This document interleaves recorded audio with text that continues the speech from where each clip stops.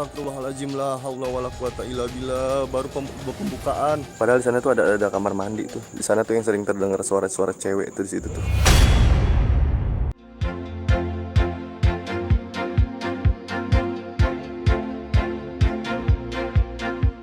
Jelangkung, jelangkung, di sini ada pesta kecil-kecilan. Datang gendong, pulang bopong. Nanti ada yang ngintip. Mitos keberagaman budaya seni roh di Indonesia.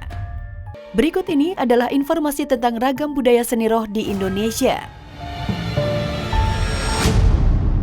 Kuda lumping.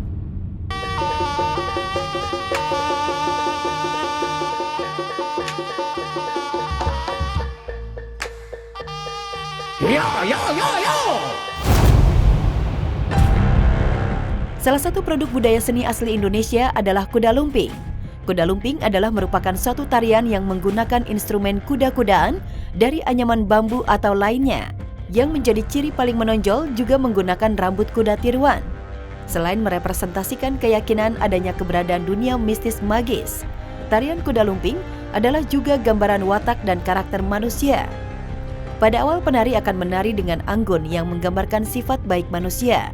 Di tengah, aksi penari akan kerasukan dan kehilangan kesadaran, yang tak lain adalah watak manusia yang mudah berubah menjadi buruk. Kadang tuh penari suka ada yang kesurupan dan sampai ada yang makan beling, dan itu penarinya pun nggak sadar. Tapi ya tetap hidup aja gitu. Unpredictable banget, terus dilestarikan dan jangan sampai punah lah. Kesenian bantengan. Rasanya tidaklah berlebihan jika bangsa Indonesia dijuluki bangsa penari. Karena masing-masing suku tersebar dari Sabang sampai Merauke memiliki ciri khas tarian. Salah satunya adalah kesenian bantengan, yang merupakan budaya dari Jawa Timur yang menggabungkan unsur sendera tari, olah kanuragan, musik dan syair atau mantra yang sangat kental dengan nuansa magis.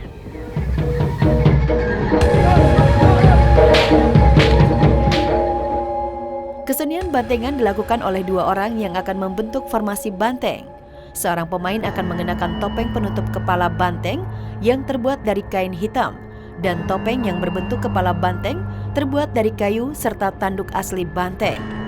Permainan akan memasuki puncaknya pada saat penari kerasukan arwah leluhur setelah memegang kepala bantengan.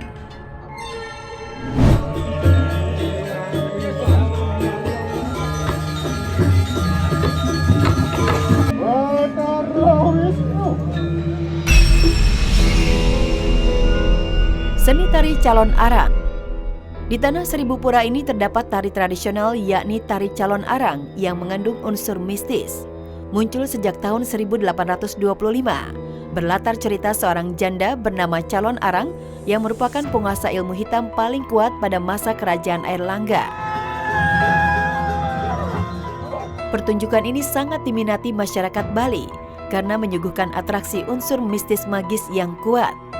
Penari utama akan menggunakan topeng barong yang seram. Penari pun beradegan adu kesaktian. Seolah kita dibawa ke alam supranatural dengan hawa gaib yang berpendaran dari para penari dengan gerakan-gerakan mistis di balik topeng wajah-wajah menakutkan tersebut. Kalau dibilang ada unsur mistisnya atau enggak, ya kurang tahu juga gitu. Tapi kan kalau segala sesuatu yang udah dinamakan kesurupan itu berarti kan ada sesuatu yang mistis.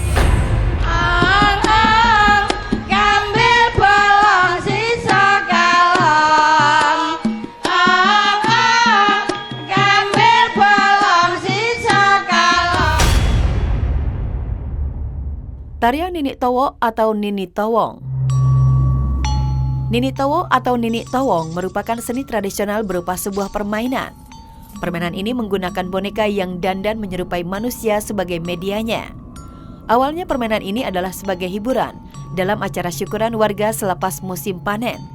Namun seiring berjalannya waktu, Nini Towo dipakai sebagai media pengobatan berbau supranatural. Nini Towo akan diberikan ritual mistis lalu dibawa ke hutan. Nini Towo akan ditanyai tentang obat yang bisa digunakan untuk mengobati orang sakit. Nini Towo akan menunjuk atau memberi tanda tertentu yang hanya dipahami oleh pendampingnya, yakni seorang dukun. Selain itu, Nini Towo juga dipakai sebagai ritual mistis yang menyeramkan, yaitu pemanggilan roh. Pemanggilan roh dilakukan di makam dengan dipimpin oleh seorang pawang. Itu udah dari kebudayaan, dan kebudayaan itu pastinya nggak baru-baru, pasti udah dari lama. Jadi menurut aku percaya adanya kemistisan.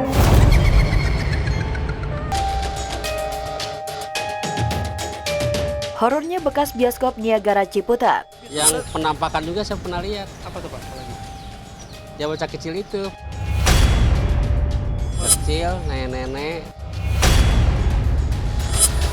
Terbengkalai, bioskop Niagara jadi sarang makhluk astral. Belasan tahun kosong dan terbengkalai, bekas bioskop Niagara atau Niagara Theater di Ciputat, Tangerang, Banten berubah fungsi.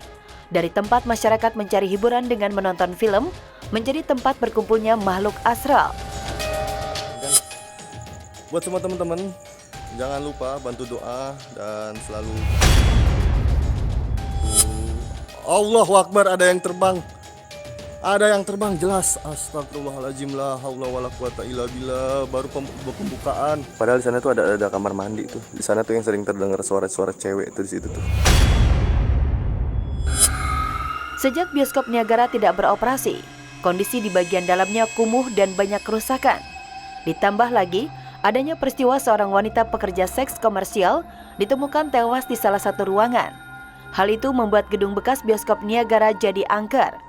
Apalagi menurut mantan pegawai bioskop dan warga sekitar, di dalam maupun sekitar bekas bioskop Niagara sering terlihat penampakan beragam sosok mengerikan, serta ada yang kerasukan. Oh, kadang-kadang selebatan.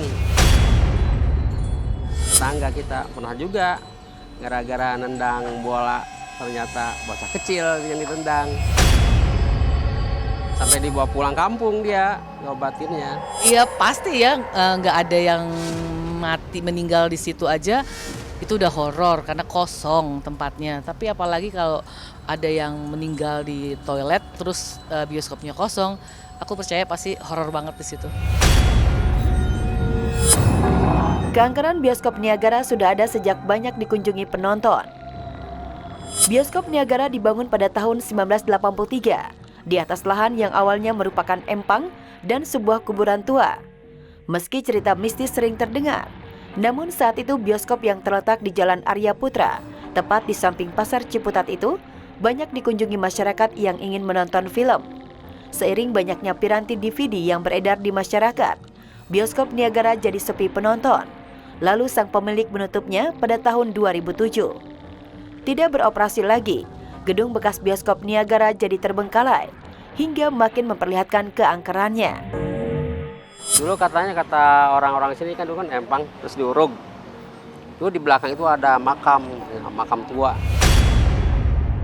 Ini dulu memang tanah rada keramat ini sebenarnya.